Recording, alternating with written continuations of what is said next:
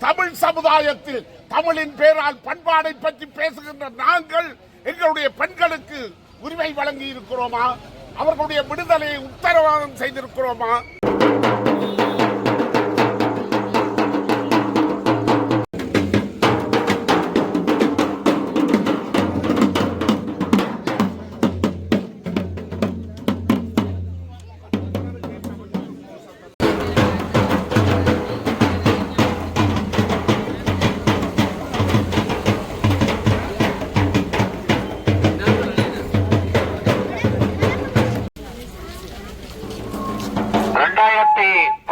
ஆண்டு பாலியல் வன்கொடுமை செய்யப்பட்டு படுகொலை செய்யப்பட்ட சகோதரி வித்யா அவர்களுடைய 15வது ஆண்டு இந்த நினைவு நாளிலே நாங்கள் 10வது ஆண்டு நினைவு நாளில் நாங்கள் ஒன்று கூடி இருக்கின்றோம். அதேவேளை இங்கே தொடர்ந்து கொண்டிருக்கின்ற பெண்களுக்கு எதிரான பாலியல் வன்கொடுமைகள் படுகொலைகளை கண்டித்தும் காலை யாழ் நகரிலே எங்களுடைய கண்டன ஆர்ப்பாட்டத்தையும் எதிர்ப்பையும் தெரிவித்திருந்தோம். அதனுடைய தொடர்ச்சியாக இப்பொழுது இந்த வேலனை சந்தியிலே இங்கு இருக்கக்கூடிய மக்கள், இங்கு இருக்கக்கூடிய ஆதரவாளர்கள், செயற்பாட்டாளர்கள், மாணவர்களோடு இணைந்து தொடர்கின்ற இந்த பெண்களுக்கு எதிரான பாலியல் வன்கொடுமைகள், படுகொலைகள், பாலியல் சுரண்டல்களுக்கு எதிராக நாங்கள் எல்லோரும் அணிதிரண்டு எங்களுடைய எதிர்ப்பையும் கண்டனத்தையும் இந்த இடத்திலே வெளிப்படுத்த இருக்கின்றோம். எனவே அன்பான எங்களுடைய இந்த பிரதேசத்தின் வாழ் மக்களே, வியாபாரிகளே, தோழமைகளே, அனைவரும் நீங்களும் இணைந்து கொண்டு இந்த பெண்களுக்கு எதிராக இடம்பெறுகின்ற இந்த பாலியல் வன்கொடுமைகளை எதிர்த்து நாங்கள் தொடர்ந்தும் போராடி முன் செல்வதற்காக நீங்களும் இணைந்து கொள்ள உங்களை அன்போடு அழைக்கின்றோம். பாலியல் வன்கொடுமைகளுக்கு எதிராக பாலியல் வன்கொடுமைகளுக்கு எதிராக பாலியல் வன்கொடுமைகளுக்கு எதிராக நீதி வேண்டும், நீதி வேண்டும், நீதி வேண்டும், நீதி வேண்டும், நீதி வேண்டும், நீதி வேண்டும். பெண்களை இழிவுபடுத்தாத ஊடகங்கள் வேண்டும். பெண்களை இழிவுபடுத்தாத ஊடகங்களே பாலியல் வன்கொடுமைகளை பாதுகாக்காதே. ஊடகங்களே ஊடகங்களே ஊடகங்களே பாலியல் சுரண்டலின் கதவுகளை மூடுவோம். பாலியல் சுரண்டலின் கதவுகளை உரிமைகளின் எல்லைகளை திறப்போம். உரிமையின் எல்லைகளை பொது போக்குவரத்தில் பெண்களின் பாதுகாப்பை உறுதி செய்வோம். பொது போக்குவரத்தில் உணர்வுகளுக்கு மதிப்பளிப்போம். மதிப்பளிப்போம், மதிப்பளிப்போம், மதிப்பளிப்போம், மதிப்பளிப்போம். ஒன்று திரள்வோம், ஒன்று திரள்வோம். பாலியல் வன்கொடுமைக்கு எதிராக ஒன்று திரள்வோம், ஒன்று திரள்வோம், ஒன்று திரள்வோம், ஒன்று திரள்வோம். சட்டவாக்கத்துறையே கவனம் செலுத்து. பாலியல் வன்கொடுமைகளுக்கு நீதிக்கு சட்டவாக்கத்துறையே கவனம் செலுத்து. சட்டவாக்கத்துறையே கவனம் செலுத்து. நீதித்துறையே தாமதிக்காதே. நீதித்துறையே தாமதிக்காதே. குற்றவாளிகள் அதிகாரத்தில் இருந்தால் தண்டனை இல்லையா? குற்றவாளிகள் அதிகாரத்தில் இருந்தால்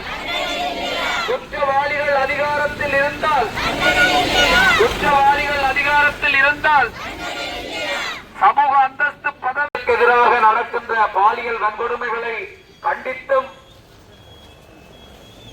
எங்களுடைய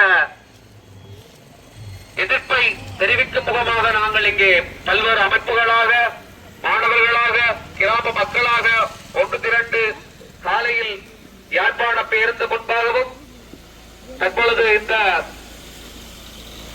இந்த இடத்திலும் நம்முடைய இந்த எதிர்ப்பை நாங்கள்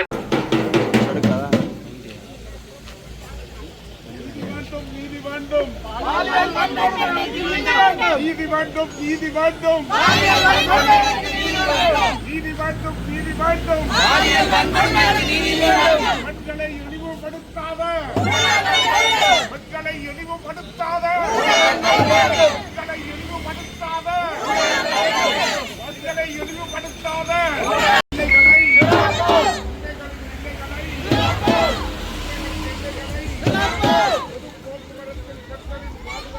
உறுதி செய்வோம். பொது போக்குவரத்தில் பெண்களின் பாதுகாப்பை உறுதி செய்வோம். பொது போக்குவரத்தில் பெண்களின் பாதுகாப்பை உறுதி செய்வோம். பொது போக்குவரத்தில் பெண்களின் பாதுகாப்பை உறுதி செய்வோம். பொது போக்குவரத்தில் பெண்களின் பாதுகாப்பை உறுதி செய்வோம். பாலியல் வன்கொடுமைகளுக்கு இடங்களாக அனைத்து தளங்களிலும் உறுதி செய்வோம். பாலியல் வன்கொடுமையற்ற இடங்களாக அனைத்து தளங்களிலும் உறுதி செய்வோம். பாலியல் வன்கொடுமையற்ற இடங்களின் பாதுகாப்பை உறுதி செய்வோம்.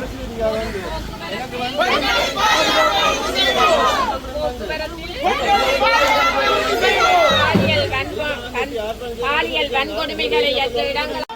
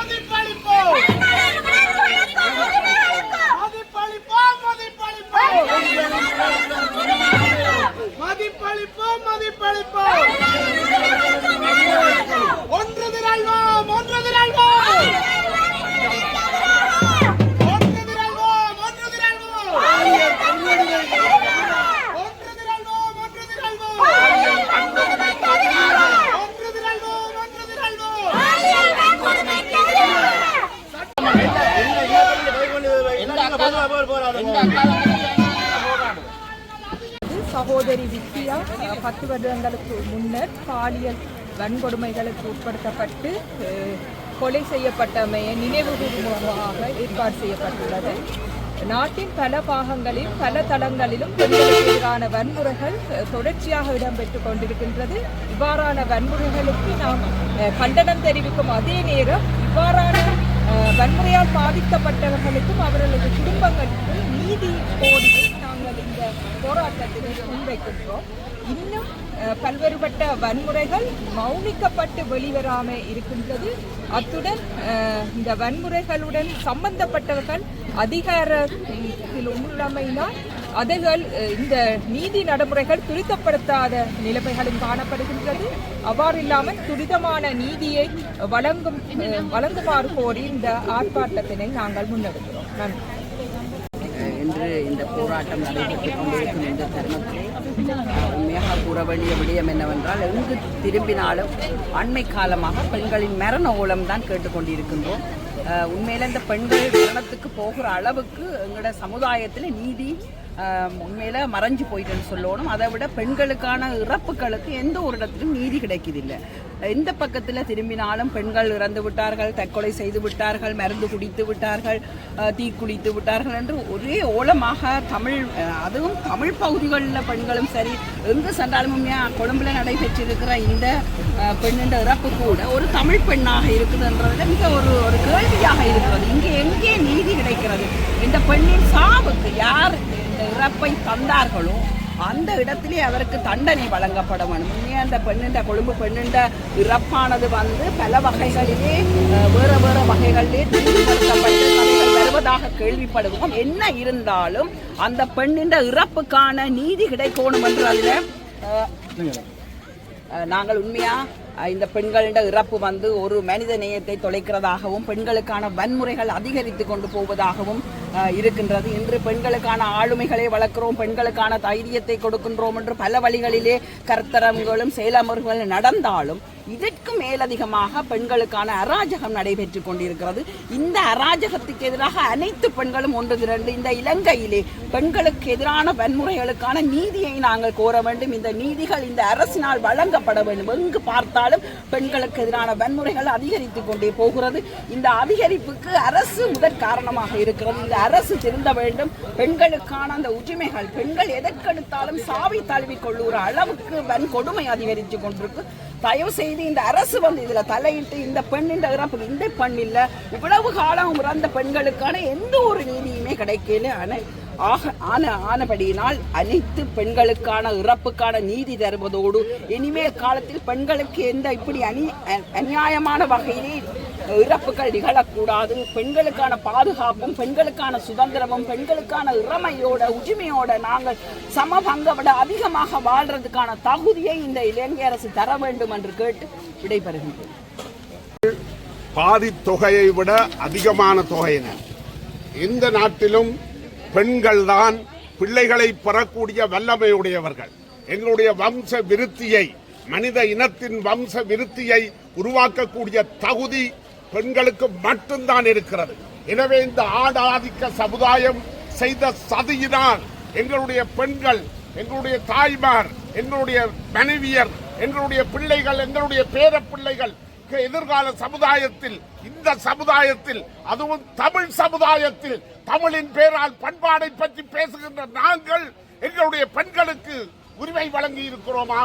அவர்களுடைய விடுதலையை உத்தரவாதம் செய்திருக்கிறோமா? பெண் விடுதலை தீர்மட்டும் மண் விடுதலை தீராது என்று பாரதிதாசன் முழங்கி இருக்கிறார். எங்களுக்கு இன்னும் சோசம் பிறக்கவில்லையா? எங்களுக்கு மாதம் பிறக்கவில்லையா? இன்று எங்களுடைய வித்யாவினுடைய 10வது வருடத்தை நாங்கள் நினைவு கூறுகின்ற இந்த துயர நேரத்திலும் இன்னும் ஒவ்வொரு நாளும் இரகசியமாகவும் பகிரங்கமாகவும் நடந்து கொடுத்து இருக்கிறது. இன்றைக்கு சட்டங்கள் மாற வேண்டும், அதிகாரம் மாற வேண்டும், எங்களுடைய பாதுகாப்பு படைகளுடைய உணர்வு மாற வேண்டும், எங்களுடைய நீதித்துறை மாற்றம் வேண்டும். நீதித்துறை இன்றைக்கும் வித்யாவினுடைய சட்டம், வித்யாவினுடைய வழக்கு உயர் நீதிமன்றத்திலே நடக்கிறது. 10 வருடங்களாகவும் அதற்கு நீதி கிடைக்கவில்லை என்றால் எங்களுடைய சமுதாயம், எங்களுடைய சட்டம் எதற்கு, எங்களுடைய நீதி எதற்கு என்பதைத்தான் இந்த மனித சமூகம், இலங்கை சமுதாயம் கேட்க வேண்டும் என்பதை இன்றைக்கு நாம் பிரகடனப்படுத்துகிறோம். நன்றி.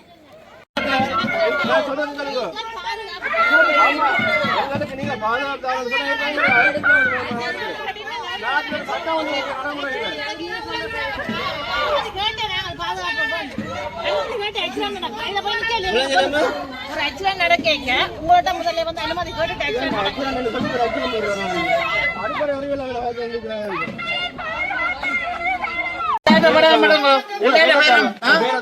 எல்லாரும் பொறுப்பு. படத்தை எடுங்க, நீங்கள் கொடுத்து கொடுங்க, ஒரு பிரச்சனையும் இல்லை. படத்தை எடுத்துட்டு நீங்க கொடுங்க. எல்லாரும் பொறுப்பு. தண்ணி ஒரு ஆள் மட்டும் இல்ல.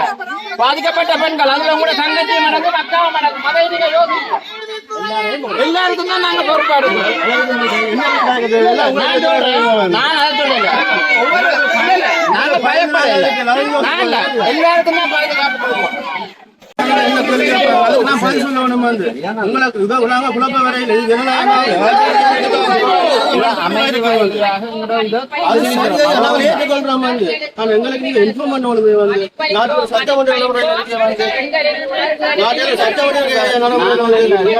ஒரு குடிகள் நடக்க யாரும் நாங்கள் அது சம்பந்தமா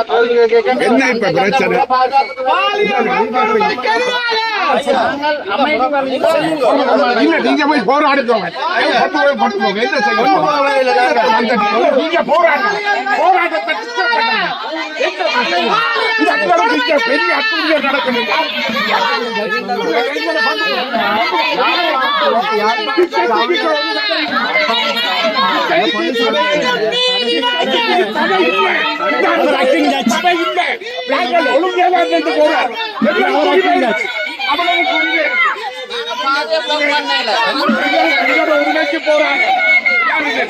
உரிமைக்கு போராட